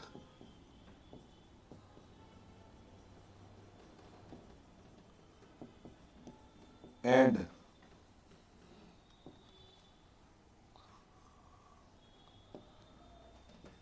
are not hereby expressly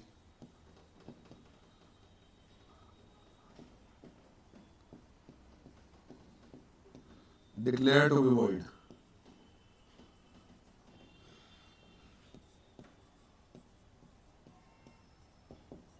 ये एक ही सेंटेंस है जिसको अलग अलग तोड़ के बताया। All agreements are contract if they are made by the free consent of the parties competent to the contract for a lawful consideration and with a lawful object and are not hereby expressly declared to be void.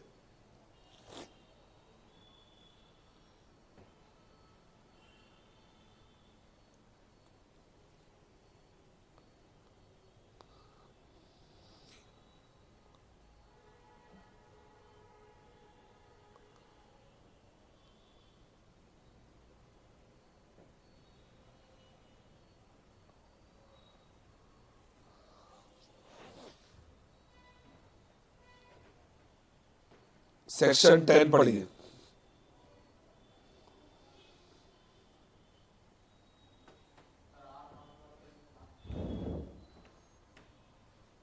And are not hereby expressly declared to be void.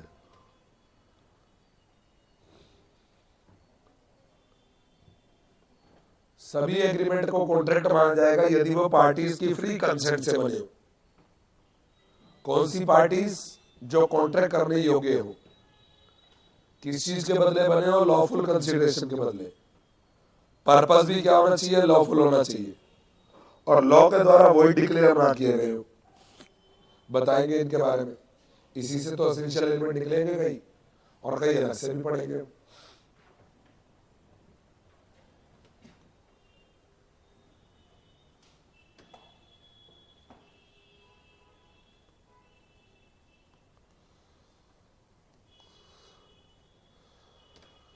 चले समझे?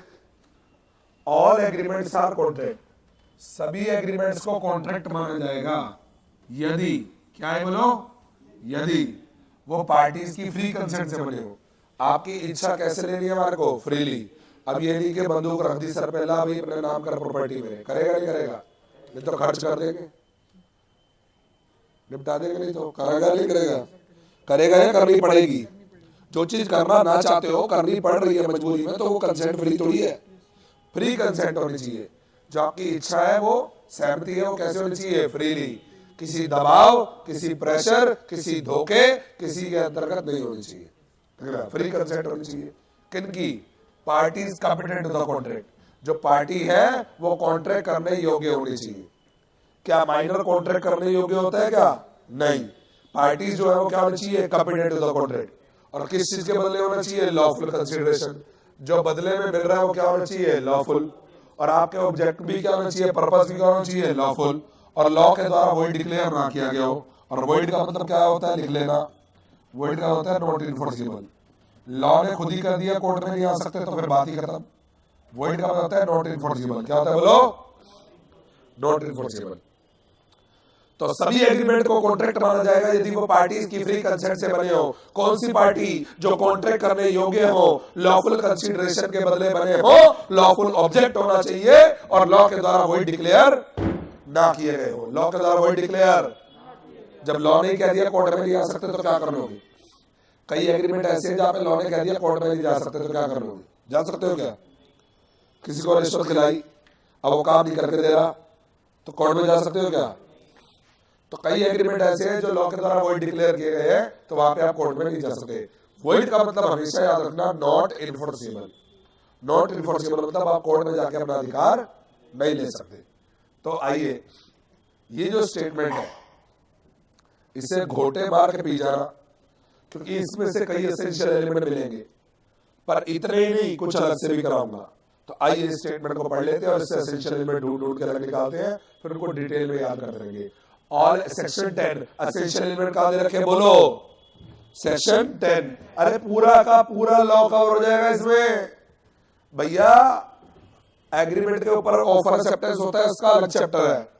Free consent पे अलग chapter है। Capacity पे अलग chapter है। Lawful consideration object का chapter अलग है।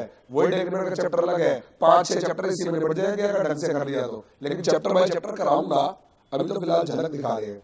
All agreements are contract if बोलना है साथ में। All agreements are if they are made by the free consent of the parties committed to the contract for a lawful and with a lawful and are not hereby expressly declared to be void. All agreements are contract if they are made by the free consent of the parties committed to the contract for a lawful consideration and with a lawful object and are not hereby expressly declared to be void. Done it? सभी agreement को contract माना जाएगा यदि वो parties की free consent से बने हो, किसी दबाव, किसी प्रेशर में कंसेंट ना दी गई हो। आपको किसी ने कोई जबरदस्ती की थी या पढ़ने को? बोलो, आपकी कंसेंट किसी प्रेशर में ली गई है या फ्री है? फ्री है। कंसिडरेशन क्या है? लॉफुल है। पर्पस भी क्या है? लॉफुल है। और लॉ के द्वारा वो डिक्लेयर ना किया गया। डन है? ओके। अब इसी से हमें क्या मिलेगा? Essential element. आइए और ऊपर जाओ, चलो। इसी से हमें क्या मिले? लिखते रहना, है ना? मेरे को भी लिखवाना, साथ साथ आप भी लिखना। कॉन्ट्रैक्ट के एसेंशियल एलिमेंट, सबसे पहला बताओ। अरे एग्रीमेंट होना चाहिए। सबसे पहला क्या है? नंबर 2, बोलो बोलो, स्टेटमेंट से ही बोलो।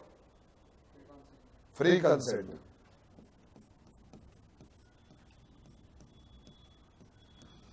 थर्ड बताओ, competency of the parties.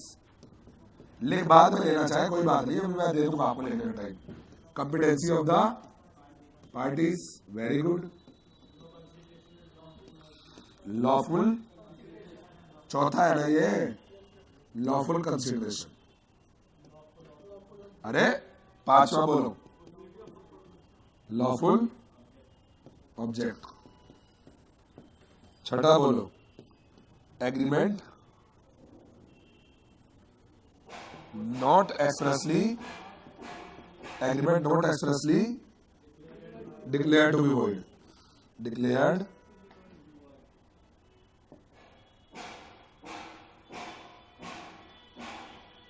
Not expressly declared to be void. यही 6 के 6 मिलते हैं, है ना। इसके अलावा सुनो सुनो सुनो, ये 6 तो है ही है। इनके अलावा 4 एलिमेंट और अलग से आ जाते हैं। ये तो सेक्शन 10 से मिल गए, कहां से मिले सारे? इसके अलावा होता है 7वां, इंटेंशन टू क्रिएट। बोलो अपने आप, आगे बोलो, intention to create legal relationship, intention to create. 8वां है certainty of meaning, certainty of, बोलो, meaning. 9th, possibility of performance, possibility of performance. और 10th है लीगल, बोलो, फॉर्मेलिटीज, लीगल।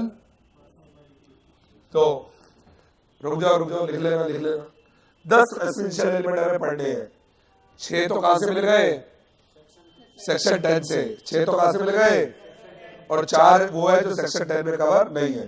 तो बताओ 10 एसेंशियल एलिमेंट। नंबर 1, जोर से बोलो, number 1 agreement, number 1 agreement, number 2 free consent, number 2 number 2 number 1 number 1 number 1 number 1 number 2 free consent, number 2 free consent, number 2 free consent, number 3 competency of the parties, number 3, number 4 lawful, number 4 lawful, number 5 lawful, number 6 agreement not expressly, agreement not expressly, number 7 intention to create, intention to create, number 8 certainty of, number 9 possibility of, and number 10 legal. ये 10 के 10 point सभी लोग note कर लीजिए। मतलब तो सबके बता रहे भाई अभी। हाँ, पूरी क्लास लग रही है इसमें अगली, नोट कीजिए। इन सबके मीनिंग बताए जाएंगे मनभावन। अब शुरू करेंगे इनको पढ़ाना। ये तो शिक्षक अभी लिखवाए हैं, एक एक पॉइंट शुरू करेंगे पढ़ाना। और देखना, पहला ही पॉइंट पढ़ के पता चल जाएगा कितने छोटे छोटे पॉइंट है।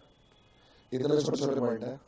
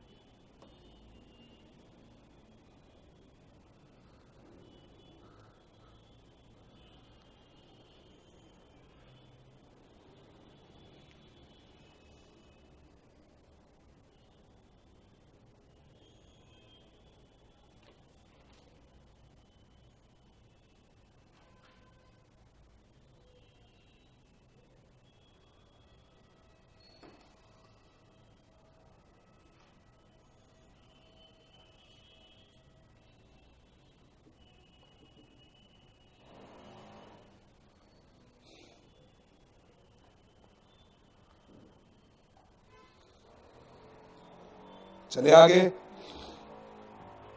Yes please. कर लिया नोट। तो 10 एसेंशियल एलिमेंट। सेक्शन 10 पहले याद करना है। सेक्शन 10 कहता है all agreements are contract if they are made by the free consent of the parties competent to the contract for a lawful consideration and with a lawful object and are not hereby expressly declared to be void। तो 6 essential element यहां से मिलेंगे, 4 अलग। पहला क्या है? Agreement, दूसरा free consent, तीसरा कॉम्पिटेंसी ऑफ द पार्टीज, चौथा लॉफुल कंसिडरेशन, पांचवा लॉफुल ऑब्जेक्ट, छठा agreement not expressly declared to be void, सातवां intention to create legal relationship, आठवां सर्टेनिटी ऑफ मीनिंग, नौवां पॉसिबिलिटी ऑफ परफॉर्मेंस और 10वां लीगल फॉर्मेलिटीज। आइए चले आगे। आइए पहला एलिमेंट पढ़े, एग्रीमेंट। ध्यान से देखिएगा, अब लिखना मत, अब लिखना मत। एग्रीमेंट क्या पढ़ने जा रहे हैं? एग्रीमेंट के लिए एक तरफ से क्या चाहिए? एक की तरफ से क्या चाहिए और दूसरे की तरफ से क्या चाहिए? ऑफर और एक्सेप्टेंस क्या होता है इसको बताऊंगा अगले चैप्टर में। एक की तरफ से क्या चाहिए और दूसरे की तरफ से क्या चाहिए, तो क्या बन जाएगा? Agreement. There must be proper offer by one person and proper acceptance by another. ठीक है, तो वो एग्रीमेंट बन जाएगा। अब एग्रीमेंट की बात करें, हाँ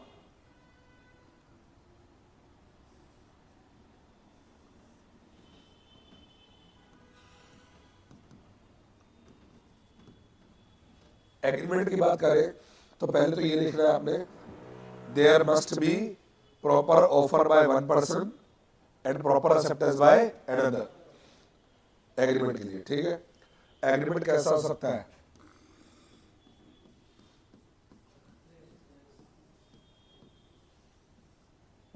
और इम्प्लाइड,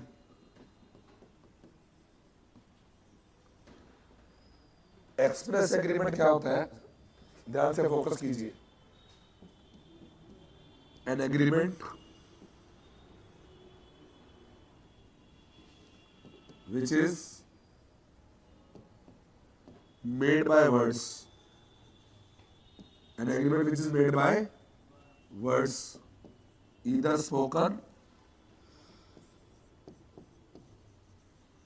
और रिटन। एक एग्रीमेंट जो शब्दों से हुआ हो, चाहे बोलकर या लेकर, तो इस हिसाब से एग्रीमेंट दो तरह का हो गया, एक्सप्रेस वाला, ठीक है ना। कैसे कैसे? ओरल और written. Very good. Express agreement कैसा हो गया? ओरल और, ओरल में क्या आता है? F2FC, face to face communication. वो कहते हैं ना, मैं तेरे सामने, तू मेरे सामने, मैं तेरे सामने, तुझे देखूं या एग्रीमेंट कर लूं, है ना, एग्रीमेंट ही कर लो, है ना। फेस टू फेस कम्युनिकेशन यह क्या होता है? ओवर ए टेलीफोन, ओवर ए टेलीफोन, या फिर ओवर ए telephone via internet. Internet calling भी तो होती है, इंटरनेट कॉलिंग होती है नहीं होती? वो कहते हैं ना, तुझसे मैं कॉन्ट्रैक्ट करने की खातिर इंटरनेट लगवाऊंगा रे ढिंगच का, है ना। तुझसे मैं कॉन्ट्रैक्ट करने की खातिर इंटरनेट लगवाऊंगा रे, तो लगवा लो इंटरनेट, कर लो कॉन्ट्रैक्ट। इंटरनेट कॉलिंग भी तो हो जाती है। और रिटर्न में क्या होगा? ईमेल्स आ गई, लेटर्स आ गए, फॉर्मल रिटर्न एग्रीमेंट हो गए। फॉर्मल रिटर्न एग्रीमेंट कौन से हो गए? Formal return agreement. Formal return agreement में कौन से आते हैं? फॉर्मल रिटर्न एग्रीमेंट कौन सा होगा? कोई सुना है नाम सुन है? हाँ, कौन से बनते हैं? Partnership deed, sale deed, gift deed, lease deed, सारी दीदी यही आ जाएगी, भैया कोई नहीं है। हाँ, पार्टनर। तो फॉर्मल रिटर्न एग्रीमेंट आ गए। पहला सेल डीड, पार्टनरशिप डीड, ये भी तो एग्रीमेंट है।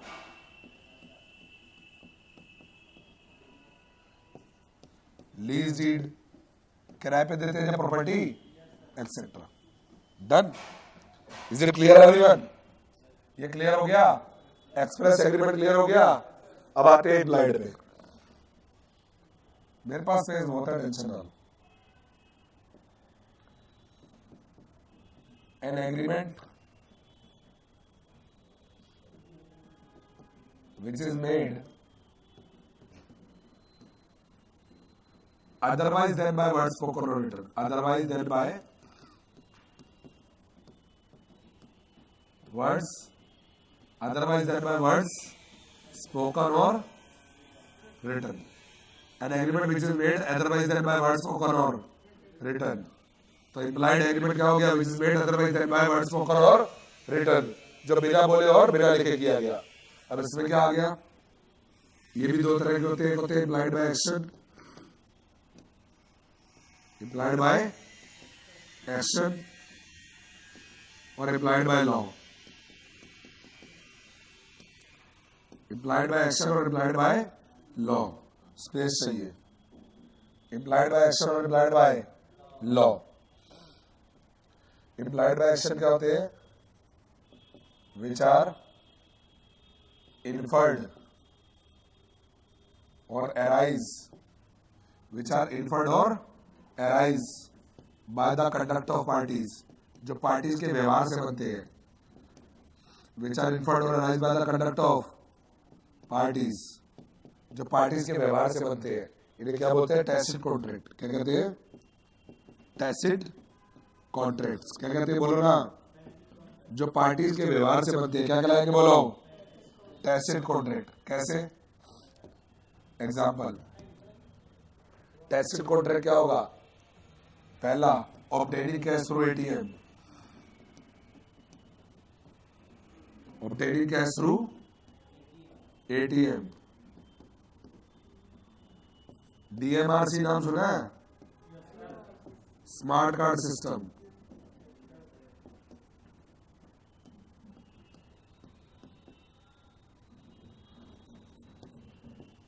Sale by fall of hammer at an auction sale, sale by fall of hammer at an auction sale। बोली लगाना। Fourth, DTC bus, DTC bus. Fifth, vending machine. Use किया कभी? करो, फिर सीखो। Vending machine. अच्छा, ये यूज किया? वेइंग मशीन, रेलवे पे लगी होती है वेइंग मशीन। ये सारे एग्जाम्पल हम एक करके समझते हैं। सुनिए, टैसिट कॉन्ट्रैक्ट क्या होते हैं? जो पार्टी के व्यवहार से बनते हैं। पहला, obtaining cash through ATM, ATM से कैश निकाला है। आप जाते हो, मशीन को बोलते हो, सुन मैं तेरे मुंह में कार्ड डालूंगा, फिर तेरे कुछ बटन दबाऊंगा, फिर तो नोटों की बारिश कर रही हो, बोलते हो ऐसा। पर बेचारी फिर भी सब कुछ करती है। तो आपका कॉन्ट्रैक्ट हो जाता है किसके साथ? मशीन के साथ कॉन्ट्रैक्ट नहीं होते, बैंक के साथ कॉन्ट्रैक्ट होगा। किसके साथ? बोलो। मशीन को कोर्ट में लेके जाओगे उठा के, ये तो जज साहब मशीन लाया हूं, पैसे नहीं दे रही है। तो ध्यान रखिएगा, आपका कॉन्ट्रैक्ट किसके साथ हुआ? बैंक के साथ। तो एटीएम से जब आप कैश निकालते हो, क्या बैंक मौजूद होता है? बैंक सेकंड पार्टी है या नहीं? क्या वो वहां पे मौजूद है? नहीं है। फिर भी कॉन्ट्रैक्ट हो गया नहीं हो गया? कैसे हो गया? व्यवहार से। कैसे हुआ? व्यवहार से। पहला क्लियर है? बोलो बोलो। फिर अगला आता है Delhi metro railway corporation. Smart card use करते हो? कहते हैं ना, कभी कहते हो मशीन को, सुन मैं तेरे मुंह पे कार्ड लगाऊंगा तो खुल जाइयो, फिर मैं जब अंदर चला जाओ बंद हो जाइयो। ऐसा तो नहीं होता। आप कार्ड लगाते हो, पैसे कट जाते हैं, आप किराया अपना जहां जाना होता है जाते हो, बाहर कार्ड लगाया, निकल गए, पैसे कट गए। यस और नो एवरीबॉडी। तो कहने का मतलब क्या है? Smart card system. तो इम्प्लाइड कॉन्ट्रैक्ट हो रहा है, हाँ के ना? यस। अगला आता है sale by fall of hammer at an auction sale. Auction sale में बोली कैसे लगती है? 10,001, 10,002 ऐसे होता है क्या? नहीं। आपने आईपीएल की मीटिंग देखी है? टैग दिखाते हैं, वो बोली बोलते रहते हैं, वो टैग दिखाते रहते हैं ऐसे करके। देखिए ना आईपीएल की मीटिंग। तो bid at an auction sale implied offer होती है। क्या होती है? बोलो क्या होती है? अरे बिड कैसे करते हैं देखा नहीं क्या आईपीएल की? जाकर देखो, अभी गूगल करो तो उसमें क्या वो बोलते हैं कुछ इम्प्लाइड बिडिंग, इम्प्लाइड ऑफर, और वो कैसे करते हैं फाइनल टन टन टन, उसे कहते हैं fall of hammer. Implied offer, implied acceptance, तो कॉन्ट्रैक्ट क्या हो गया? हथौड़ा, हथौड़ा पीटते हैं, कॉन्ट्रैक्ट क्या हो गया? इम्प्लाइड कॉन्ट्रैक्ट कौन सा? Tacit by action, by action. फिर होता है डीटीसी बस वाला एग्जांपल। आप स्टैंड पे खड़े हो जाओ, बस आके रुकती है, तो बस कुछ कहती है आओ मुझ में चढ़ो, मुझ में सफर करो, मैं तुम्हें पहुंचा दूंगी जहां तुम्हें जाना है। ऐसा तो नहीं होता। या वो चिल्ला के गर्दन मार कर कहता है चलो चलो चलो, कुछ नहीं कहता। आप नंबर देखते हो, आपको पता है वहां जाएगी, आप एंटर कर जाते हो। जब बस आके रुकी स्टैंड पे, क्या था? Implied offer. क्या था बोलो? किसकी तरफ से? अब नालायक बोलेंगे बस की तरफ से। बस ऑफर दे दिए क्या? किसकी तरफ से? ट्रांसपोर्ट कंपनी की तरफ से। किसकी तरफ से? और जब आप बस में एंटर कर रहे, क्या हो गया? Implied acceptance. हल्ला बजाते हो एंटर कर गया, बल्ले बल्ले, ऐसा तो नहीं करते। इम्प्लाइड बस आके रुकी तो क्या था? Implied offer. क्या था बोलो? और आप बस में एंटर कर गए, क्या हो गया? तो टैसिट कॉन्ट्रैक्ट बन गया। अगला क्या होता है? Vending machine. वेंडिंग मशीन क्या होता है? उसमें पैसे डालो, प्रोडक्ट क्लिक करो, कोड, वो नीचे प्रोडक्ट आ जाता है। चिप्स लेने हो, बिस्किट लेने हो, कोल्ड ड्रिंक लेनी हो, तो वेंडिंग मशीन यूज होती है। ये इंडिया में बाद में आई, उससे पहले मैंने यूज की थी सिंगापुर में। वहां पे ना कोल्ड ड्रिंक थी बड़ी महंगी, 15 रुपए की कोल्ड ड्रिंक थी तब। 15 रुपए की वहां के हिसाब से, आधी लीटर। 15 रुपए मतलब डॉलर के हिसाब से 50 रुपए की, 50 रुपए का डॉलर है सिंगापुर वाला तब। अब पता नहीं क्या होगा, तब 50 रुपए का था, 750 रुपए की। वही मैं बेसमेंट में गया, वहां पे वेंडिंग मशीन लगी हुई $5 की, तो मैंने वहां से ले ली 2-3 बोतल। तो मेरे पास 2 बोतल ली, तब भी मेरे $5 बच गए। मतलब 50 रुपए की, मतलब $1 वहां पे तब था। तो कहने का मतलब क्या है? ये कौन सा हो गया? Vending machine. वेंडिंग मशीन में कॉन्ट्रैक्ट हो जाता है, यस और नो? इम्प्लाइड होता है। बोलते हो कोई होती है पार्टी दूसरी वहां पे? नहीं। ऐसी वेइंग मशीन। अब वेइंग मशीन में क्या होता है? गए, सिक्का डाला, वो वेट हाइट सब अब क्या आ जाती है आजकल, तो है ना? आ जाती है, नहीं आ जाती? बोलो। हाँ, वेंडिंग मशीन तो मेट्रो में बहुत लगी हुई है आजकल। और वेइंग मशीन होती है बाहर मापने की, वहां लगी होती है रेलवे स्टेशन में। वो बल्ब बल्ब जल रहे होते हैं गोल सा, उसमें आप चढ़ते हैं, सिक्का डाला, वो वेट और हाइट वगैरह सब आ जाती है आजकल। डन। तो ये सब क्या हो गए? Tacit contract. क्या हो गए बोलो? चलिए आगे बढ़े। यस, बढ़ो ना सर। ये देखो इम्प्लाइड बाय लॉ, ये रह गया ना फिर बेचारा। हाँ, implied by law. Implied by law की बात करते हैं। ये होते हैं obligation is imposed by law. Obligation is imposed by law. Obligation कौन देगा? लॉ। ये कौन से होते हैं? Quasi contract. क्या बोलते हैं इनको? Quasi contracts. क्या बोलते हैं? Quasi contracts. जैसे responsibility of finder of goods. Responsibility of finder of goods क्या जिम्मेदारी है? To return goods to original owner. To return goods to original. इसका भी चैप्टर पढ़ाऊंगा पूरा, चिंता ना करो, इनका भी पूरा चैप्टर पढ़ाऊंगा। Original owner, to return goods to original owner. बस ज्यादा नहीं, ये छोटा सा चार्ट है, छोटा ही तो है। हो गया एक में कवर, कोई बात नहीं, अपने माइंड की पीडीएफ में डालो उसको। तो इम्प्लाइड बाय लॉ क्या होता है? जब लॉ ऑब्लिगेशन देता है। कौन देता है obligation? Obligation is imposed by law. तो एक बच्चे ने पूछा, जैसे मान लो आपको किसी का पर्स मिल गया, मान लीजिए आपको कोई लेडीज पर्स मिल गया, तो आपकी क्या जिम्मेदारी है? एक तो जिसका पर्स है उसको लौटाना चाहिए, एक तो जो भी पर्स मिला है उसमें सामान है, bindi, lipstick, mangalsutra, not to use for personal purposes, ठीक है ना? To take care of the purse and return the purse to the true owner. किसको वापस करने की? और ये जिम्मेदारी आपको किसने दी है? लॉ ने। किसने दी है?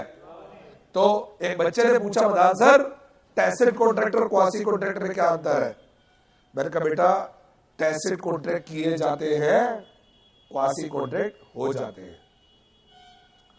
टैसिट कॉन्ट्रैक्ट किए जाते हैं और क्वासी कॉन्ट्रैक्ट हो जाते हैं। कहते हैं सर ये तो वही बात हो गई, दोस्ती टैसिट कॉन्ट्रैक्ट हो गई और प्यार क्वासी कॉन्ट्रैक्ट। दोस्ती की जाती है और प्यार हो जाता है ना। तो टैसिट कॉन्ट्रैक्ट किए जाते हैं और क्वासी कॉन्ट्रैक्ट हो जाते हैं। क्लियर है बात। तो क्वासी कॉन्ट्रैक्ट में पार्टी के इंटेंशन कॉन्ट्रैक्ट करने का नहीं था, पर हो गया, क्या करें, किसने कहा था 500 वाले को, अब वापिस करो जिसका। तो ये है एग्रीमेंट। क्लियर है बात। ये पहला पॉइंट कवर हुआ है 10 में से, बाकी आगे कराऊंगा अगली क्लास में से, नोट करना।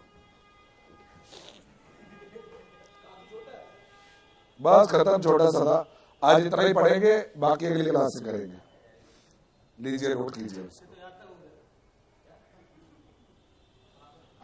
इस भ्रम में मत रहना, नोट कर लो। चलिए अच्छी बात है, नोट कीजिए सब लोग इसको।